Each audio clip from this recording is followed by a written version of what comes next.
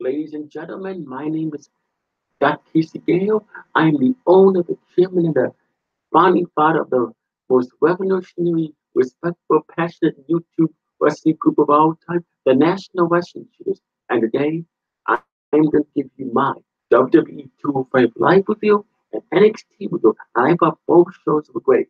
We had a really good main event for both shows. Okay, let me just test this to see hear if I could hear myself, and to see if there's any comments in the comments. Oh, by the way, I am in New Orleans, Louisiana. Yes, this is me, Scott Casey Gale, doing a 2-5 live review at NXT review at the Hotel Del Limone in New Orleans, Louisiana. Gotta test this for a second. At the Hotel Del Limone in New Orleans, Louisiana. Okay,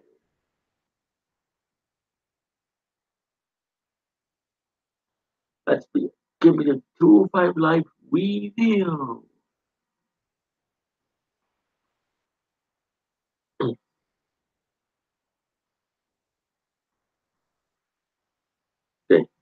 And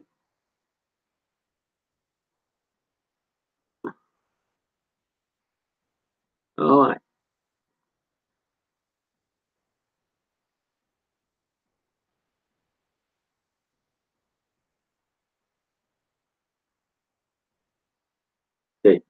a video package on the title fight from Down Under opens the show. It's very good. Vic Joseph, Nigel McGuinness, and Percy Watson bring us into Indianapolis. They inform us some Twitter trash talk from the new champ's training partner, Tony Nese. Nese has set up our main event as Cedric Alexander will face Nese. I thought that was a really good way to open the show. And then Leo Rush is here for his open challenge. He's a walking Bobby Lashley. He's walking a Bobby Lashley shirt and not shaking hands with fans. But he is counting for a mic and Miss Garcia Booze. So Leo Rush is officially a heel. He's a heel on WWE and he's a heel on 2-5 Live. Oh, what? He's here to make somebody famous tonight. He knows the fans in India are used to fast cars, but there's nothing faster or better than a 23-year piece of gold. Whoever steps up to his challenge better come correct because the man of the hour came to collect. Lince Dorado answers the call. Lince Dorado defeated Leo Rush via disqualification. They trade arm drags on road to a stalemate, but Rush pretends to, to be pretends to be giving Dorado pops and throws a punch to get an advantage. Lince comes back with an Inzaguri and a drop kick and attempts a cover by corpsing onto Leo. Dorado climbs, but Rush hits him from the top of a handspring kick, then dives onto the Lucha House Party member on the floor. Back in the back in for a cover, but Lynch kicks out. Rush stays in control, pulling at Dorado's beard and waking his back. Admits going for covers and targeting the midsection with West Coast. Lots of trash talk from Leo, who eventually unbuckles Dorado's chin strap and threatens to take the mask. That fires up Lynch, who takes Rush down with chops and kicks before pulling Leo down with a snap. High cross body from the top gets two. Dorado won't let go when Rush reaches the bottom rope, and Leo uses the web to break to regain the advantage. Near fall off a swing uprighter top maneuver, but Dorado avoids a frog splash. He bails Leo into a a wall, then blasts him in the corner for a super kick. A Bronco bust and a cutter put Rush on the floor. He corkscrews onto Leo and holds him back in for a SSP, but power of love hits first. Lynch cleans himself up, up for Maria Canales as she enters. Then Mike appears behind him and shoves him to the mat. Leo disappears. Canales hits the water with a twisting DDT. Hmm, very interesting. Why? I wonder why. Mike Canales and Maria Canales are on 255. Could this possibly mean that Mike Canales is going for the cruiserweights? Apparently they're setting up a feud between him and Lince Dorado, but where's this gonna go to? And what's the meaning of this? It makes sense. I didn't expect Mike and Maria and the Canales to be at 255, but perhaps they're revamping his characters. Too. But anyway, it was very interesting. It was a really good way to start, really good match, and very interesting to see Mike and Maria Canales on 2-5 Live. And I'm looking forward to this feud between Lince Dorado and M- Mike Canales. Very unexpected, unexpected, and I like it. And then new champ Buddy Murphy delivers a self-shot promo from a balcony in Australia. He proved we can't stop the unstoppable. He won't be at 2-5 Live because the champ does what he wants, but he'll be back when he's ready. I like this. I like this. Buddy Murphy as the new cruiserweight champion. I like him being the, the heel. I mean, perhaps he's trying to be like Brock Lesnar, but then anyway, he's better than Brock Lesnar. But yes, I like this. I mean, I like that. I'm happy that Buddy Murphy is the new cruiserweight champion. And I'm really looking forward to see what they do with him as the new cruiserweight champion. And uh where they go from there. Yeah, very interesting. Yeah, and I like his cocky attitude. How he says he does what he wants when he wants, he'll be back when he's ready. So this is really good. This is very good way to. This is a very good way, and he's definitely showing the heel character and the cocky attitude, and that's what I like about him because he can definitely wrestle, and he's not lazy like Brock Lesnar is.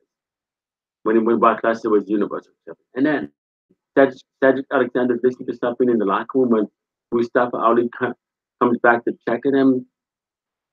Ced says he's fine, and Ali tells him Drake Maverick just told him he has a false count anywhere match with Hideo Itami in 2 weeks. Mustafa goes to leave, but doubles back to check on his friend, wondering if he's not too soon to be taking this match with Nese. Alexander says he just needs to get back in the ring so he can do what he does best. I like this. I like this. Very interesting. I'm very interested in seeing Mustafa Ali versus Hideo Tama in the Fosco Anywhere match next week. And I like Cedric Alexander a lot. They're saying that he's ready. He's not afraid. He's not afraid. If he's injured, he's not afraid to get in the ring. He'll fight no matter what condition he's in. And that's what I like about Cedric Alexander. And then we get a recap of Drew Gulak and Jack Gallagher taking out Levi and Kendrick at Super Showdown. Gulak and Gallagher get a promo where they explain it's difficult to dissolve a partnership, but it's better to do it quickly than at something ninja. Gallagher says it was painful but necessary. He looked up to Kendrick, but the partnership was based on respect and being scoundrels, and Kendrick has gotten sentimental. Next week they'll deal with another horn in their sides when they'll face Akira Tozawa. Drew declares the message is clear and the constitution is unclouded in the quest for a better 2-5 life. I like Jack Gallagher and Drew Gulak as heels. They're really good. They're really good as a team, and I like it. I like this, and I like to see, and I hope to see big plans for them because I know Triple H, he recognizes talents, and I know he definitely has big plans for them. I'm and I like the Heelish movies. I'm really looking forward to seeing what they do next week when they go up to Tozawa. I'm really interested in seeing this. And then main event time. Tony Nese defeated Cedric Alexander via pinfall from a 450 splash. Lockup as Ced appears a little distracted, but maintains an early advantage. When Nese gets in some offense, he poses and Queens and Alexander is clearly frustrated with it. But he stomps Tony down, forcing Charles Robinson to call for the break. He then tries to pull Nese back into the ring by his ear. On another break, Tony pulls Ced to the ground and puts the boots to him. He rolls it back and continues to inflict punishment. Alexander's comebacks are short-lived as the announcer put over the travel and to inform and the loss in Australia as he's taking a big toe on the former champ. Cedric finally gets back in offense when he gets his knees up on wing us out to assisted moonsault. The follow flip leads to a flatliner, but Tony rolls out before Alexander can cover. Back inside, clotheslines him and back out to the floor and follows for a dive. A springboard clothesline gets two for Alexander. Tony fires back and gets caught with a mission no drive. There for another two count. They roll through pinning predicaments, but then Nese gets two after a kick and a gut buster. Back and forth after some trash talk from Tony. Instead hits a neutralizer, but he's too exhausted to cover. They run the ropes and Alexander hits a Spanish fly, but then Nese gets a foot on the rope. Cedric is frustrated and argues with the ref after Tony trips him and avoids a lumberjack. That creates the opening for Nese to suplex him into the turnbuckle, but then hits the running knee and climbs to put the former champ away for the biggest win of his career. Wow, a real great, awesome main event. Very good main event. I enjoyed it. Both Tony and Cedric set up one hell of a match, one hell of a main event. They both showed good wrestling skills, good back and forth match, and I like. And these guys can go. These guys can go, and I definitely want to see them go at it again because these guys know how to wrestle. Those guys know how to put on a show. I highly recommend you watch this main event because it was very, very good, and I enjoyed it. But props to both Cedric Alexander and Tony Nese for putting on one hell of a main event. Anyway, I would wait.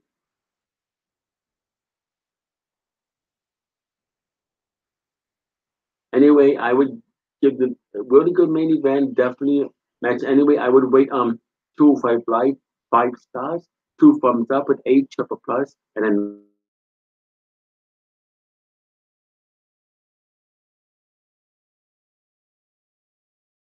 another 10. There we go with NXT, baby. NXT.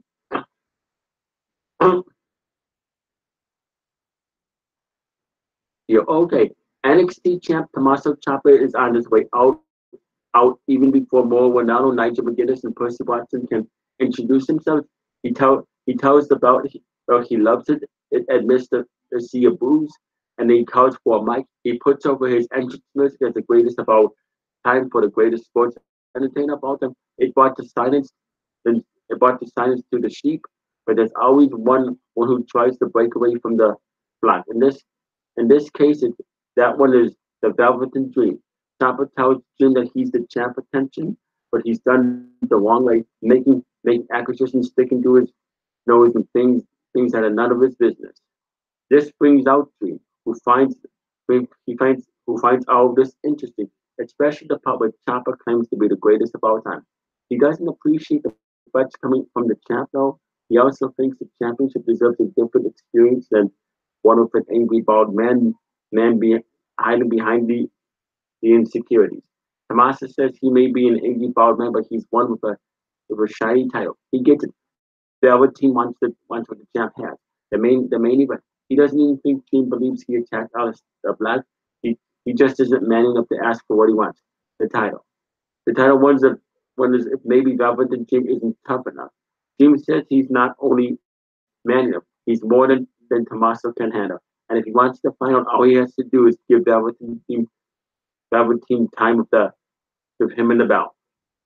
Before Ciampa can answer, Nikki crosses his kid. She charges the ring and plays with the tassels on Dream's jacket and tries to touch the belt.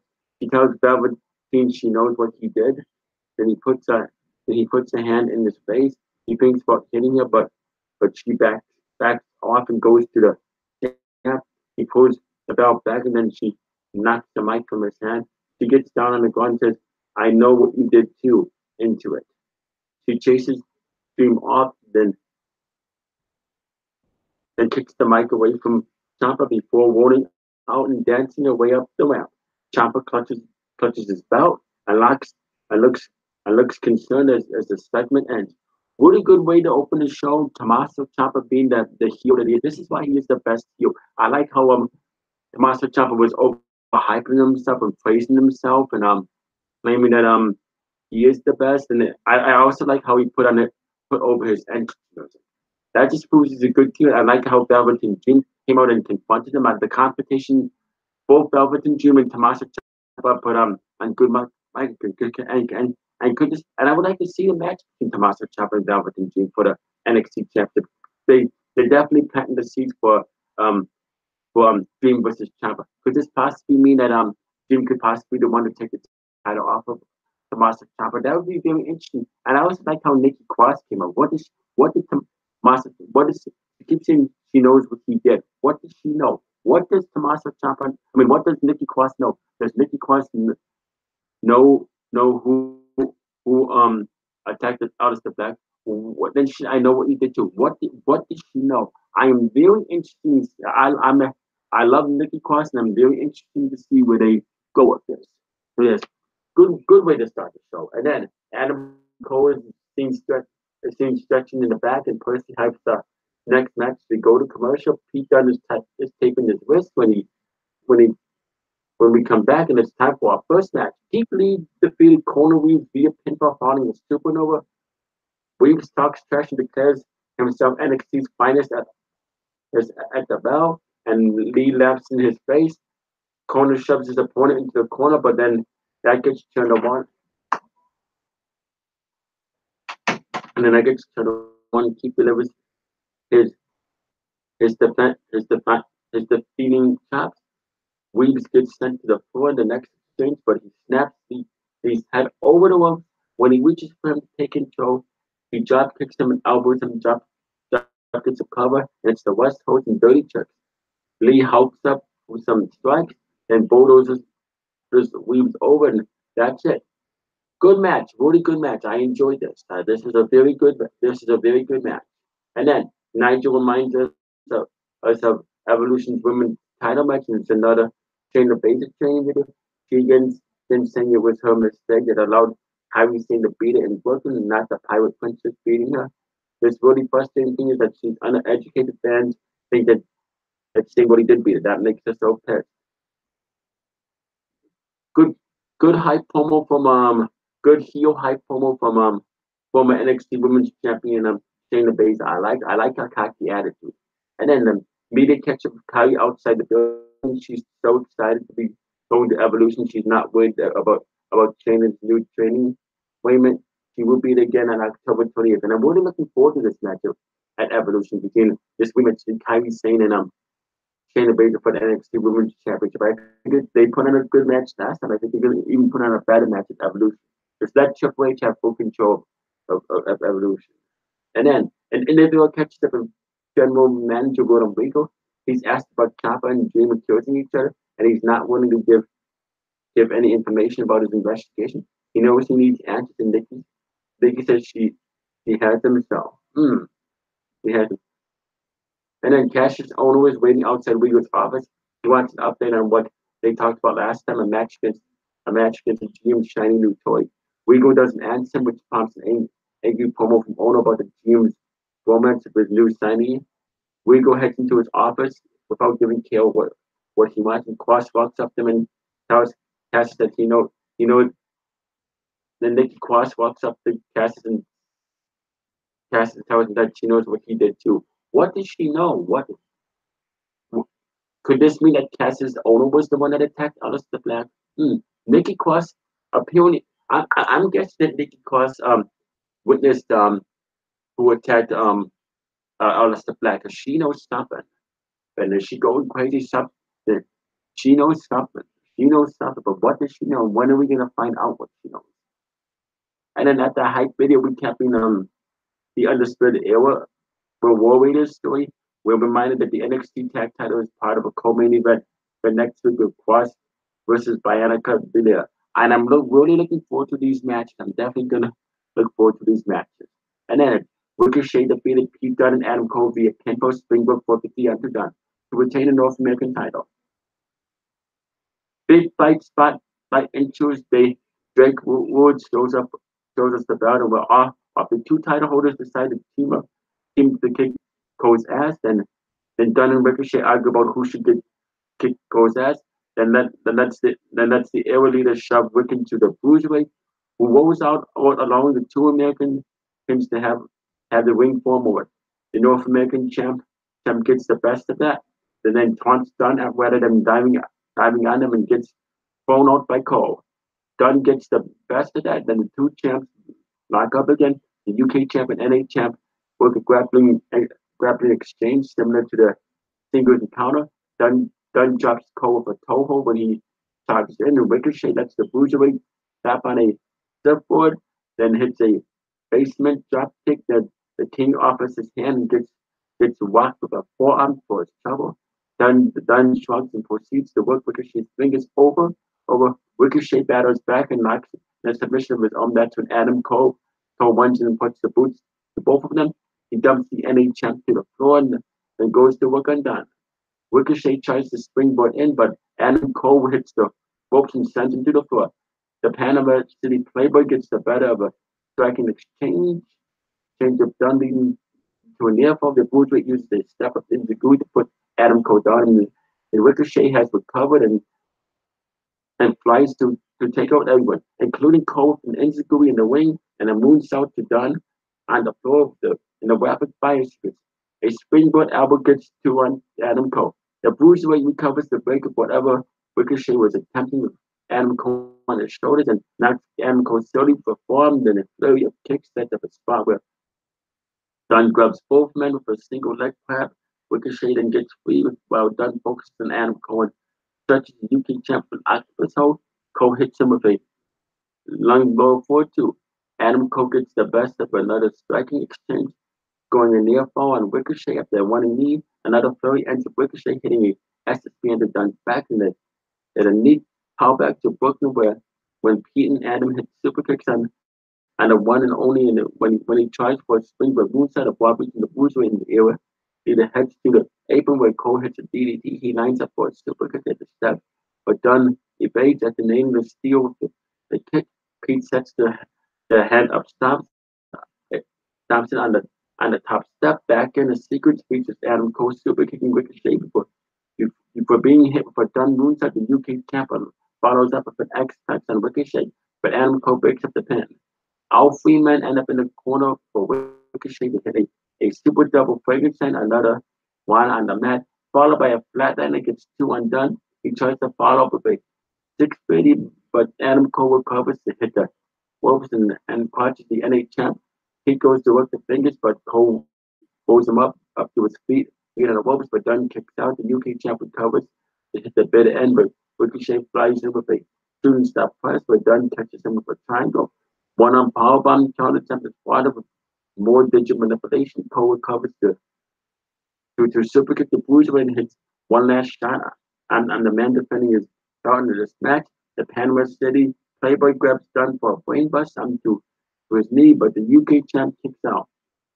Dunn puts Adam Cole down for clothesline and again hits the bit end, but Ricochet flies in not to only break up the pin, but to cover the UK champ and end it. And I guess amazing main event. What a main event. This is how to put a main event. This is how you book a match. In my opinion, Raw and SmackDown Live need to take lessons from Triple H. Give Triple H full control of Raw and SmackDown, full control of WWE, and then we'll definitely have main event with qualifying matches that people want to talk about. This is my NXT is better than Raw and SmackDown. This is my NXT guy. NXT, he knows how to book matches. And 255 knows how to book cruiserweight matches. So Vince McMahon, take lessons from NXT and 255, and I guarantee you'll get ratings again. And fans talking about your show without getting bored. Anyway, I would rate NXT 5 stars, a 10 out of 10, 2 thumbs up, way up, and an 8 triple plus. Comment down below in the comment section. Tell me what you like for NXT. What did you think about the main event? And what did you like better? Did you like 255 Live better? Did you like NXT better? In my opinion, NXT 255 Live and NXT be defeated one SmackDown Live. 255 Live and NXT blew one SmackDown Live right out of the water and knocked them right off of their perch. Anyway, you stay classy, live long and prosper, peace out. And I must bid you all adieu. Good night, and goodbye, and bang. And in the words of Cactus Jack, bang bang.